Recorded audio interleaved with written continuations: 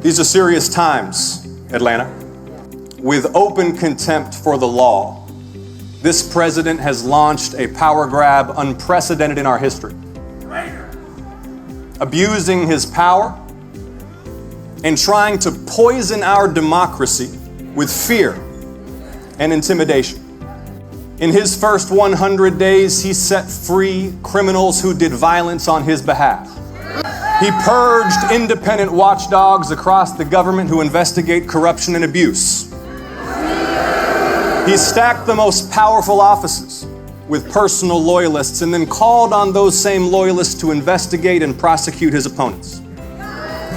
He's undermined the freedom of the press. He's retaliated against lawyers who have opposed him in court. He's defied and threatened federal judges. And he's given massive and unaccountable power to the richest man in the world who spent $300 million to elect him president of the United States. Now, Atlanta, this is not a drill. Atlanta, this is not a bad dream. As citizens, this is the test of our lifetime. So tell me, Atlanta, are you ready to fight? Yeah! Let's go! Are you ready to fight, Atlanta? Look, maybe right now you feel surrounded by darkness. You might be a little numb. You might be wondering if there's a way out. But Atlanta, we don't have the luxury of despair because there are so many counting on us. Children and pregnant women who rely on Medicaid. Veterans who have earned their care and benefits. Children in our public schools. Cancer patients counting on the next big breakthrough. An entire world hoping the United States has not given up on freedom. My little girl and all our children who deserve to grow up in a kind and fair and decent country. The truth is, beyond personal revenge, there's not much to this president's agenda. It's tax breaks for the rich and rounding up immigrants. That's the whole program. We've seen the bill, paid for by blowing out the deficit, cutting Medicaid, and trying to close the new factories we helped open that make chips and solar panels and electric vehicles. That's the whole agenda. Let me ask you, yes or no? Will your family's life improve because we borrow trillions of dollars to cut taxes for the wealthiest people in the country? Will your family's life improve because our military bases become prison camps for immigrants? When Medicaid covers nearly half of the births in our state, 2/3 of all seniors in nursing homes, 40% of children, will your family's life improve because they gut Medicaid? And none of this is on the administration's agenda. They just do not care. They do not care. Trump's cabinet is worth like $60 billion. That's not even including Elon. They are literally the elites they pretend to hate. The president is not at his palace in Florida thinking about whether you can afford daycare for your daughter, or how to stop insurance companies from denying your claim, or anything that matters to our daily lives. When is the last time you even heard Donald Trump talk about health care or child care? He's talking about invading Greenland. He's handing your data over to Elon Musk. By the way, I'm all for government efficiency.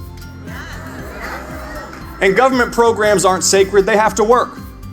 But when you randomly fire tens of thousands of people, no matter what role they fill, no matter how well they're performing, and then you have to scramble to fire them back because you accidentally fired the people who run the Veterans Crisis Line, and you accidentally fired the people who watch out for Ebola at the CDC, and you accidentally fired the people who fight bird flu on our poultry farms, and the people who protect our nuclear weapons.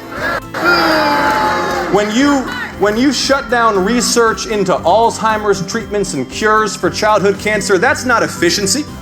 That's just cruelty and chaos. Secretary of Commerce is pumping up Tesla stock. The White House has been converted into a Tesla showroom, while Elon's money is what keeps Republican senators in check. But the truth is, The truth is that corruption in America runs a lot deeper than Donald Trump. He's not just a beneficiary of it. His rise is a symptom of it. Citizens United was the most destructive court decision in modern American history. The entire political system is just overrun by outside money. Members of Congress live in fear of these super PACs. It's not just Elon. Senators get threatened with $5, $25, $50 million of opposition over individual votes on a whole range of issues. And see, this is why things don't work for ordinary people. It's not because of trans kids or woke college students. It's not because of our new arch enemy, Canada. The corruption is why you pay a fortune for prescriptions. The corruption is why your insurance claim keeps getting denied.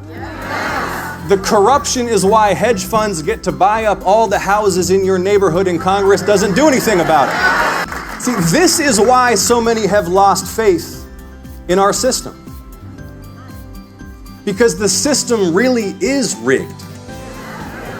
But Trump's not unrigging it, he's re-rigging it for himself. But right now, even more corrosive than the chaos and the corruption is the fear. This administration is trying to poison our democracy with fear and intimidation. His goal is not just revenge. He wants to use the government to crush the opposition. And this is actually something we have never faced before. Not like this. Before you elected me, I led a team that exposed corruption and war crimes. We exposed the truth in places where criticizing the government is dangerous, where whistleblowers and witnesses will only meet in secret, where protest carries the risk of prosecution. And the atmosphere in America under Donald Trump reminds me more and more of those places. I've heard it in my office from some of the most powerful to some of the least. They say, we don't need a federal investigation. They say, we're not sticking our necks out right now. They say, we don't want any trouble.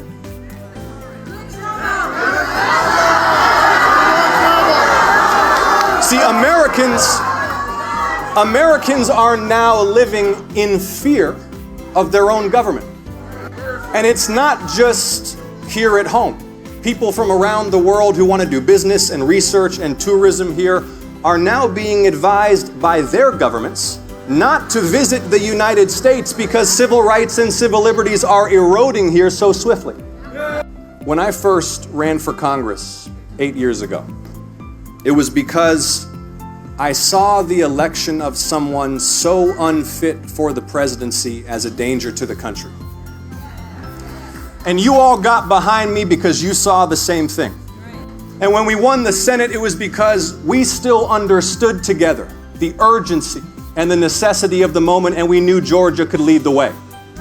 And now each morning when I look at my beautiful 3-year-old girl and her sweetness and that magical, hopeful innocence and potential, I realize we have no choice but to keep going, Georgia. We have no choice.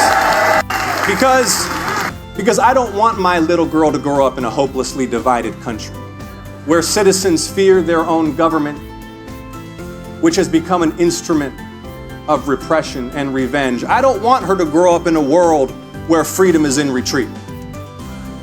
I want her to grow up in an America that continues to lead the free world, where diversity is celebrated instead of mocked, with leaders who bring us together and inspire us to be honest and decent and kind. The measure of our success is not how many of the poorest and most vulnerable families we hunt down and shackle and imprison and deport. The measure of our success is whether each generation achieves greater health and prosperity than the last, and whether we live up to the promise of equal justice for all. Again, thank you all. Thank you, Georgia. Thank you so much. Thank you.